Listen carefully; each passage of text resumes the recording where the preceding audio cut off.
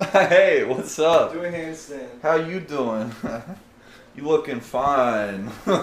Holy shit. Over the last couple of days, Call Me Carson has been trending over multiple socials. It started with an interview from Big Daddy Keemstar, there in which he had an interview with Travis and Noah. Now, before we get any further, I would like to say that what both Travis and Noah did here is highly respectable. I picked up the phone and he was basically like, I have to tell you something. And then he told me that he did underage girls, and I think that he said that they were fans. What this looks like is a call for help. This is Carson going to his friends seeking help to stop. Unfortunately, as Schlapp brought up in his show The Weekly Slap, Carson got help. And he had a lot of friends close to him willing to help him. I knew he had been struggling with imposter syndrome when it came to YouTube and social media and that kind of stuff. And that was something I could relate to in a pretty big way.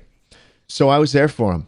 You know, I would be in calls with him all the time. This led to Carson saying that he stopped and that it was, as Schlapp brought out, something that was in the past that happened months ago and never happened again since. But as time has shown, evidence has come out that has shown otherwise. Now, this has showed that Carson lied to the very people that cared about him the most. And for what, really? By both Travis and Noah bringing this out, I do not believe that they did this to cancel Carson or to do anything to harm him, but rather to bring it to the open and make him get help, so he has no other choice but to right his wrongs. The first victim that we see was 17 at the time, and he was 19. Okay, come on guys. Of course, I'm not defending him in any way, but Carson is not a pedophile. 19 and 17, as Moist Critical said, is in the same age group, and it's even in the same grade in high school. Now, there is the other case where the girl was 17 while Carson was 20. This is a bit more iffy, but still overall, this is not pedophilia.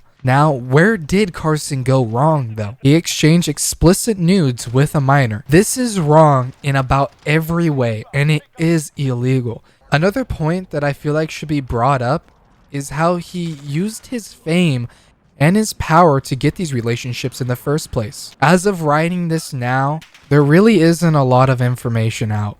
We don't know how many girls this happened to, and we don't know when these all took place. If you want my honest opinion, if this was one girl at a time with maybe 2 girls in total, I would think he would be fine.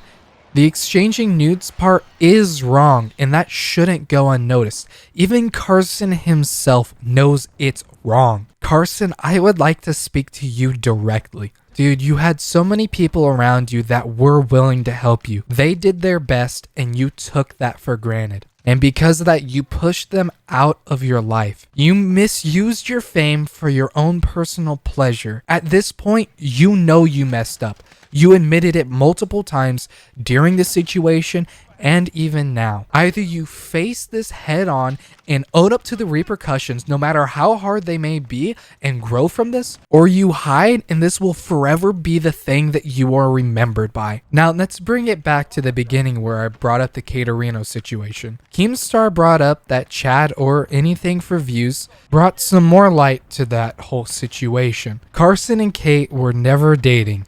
Carson hadn't even held her hand.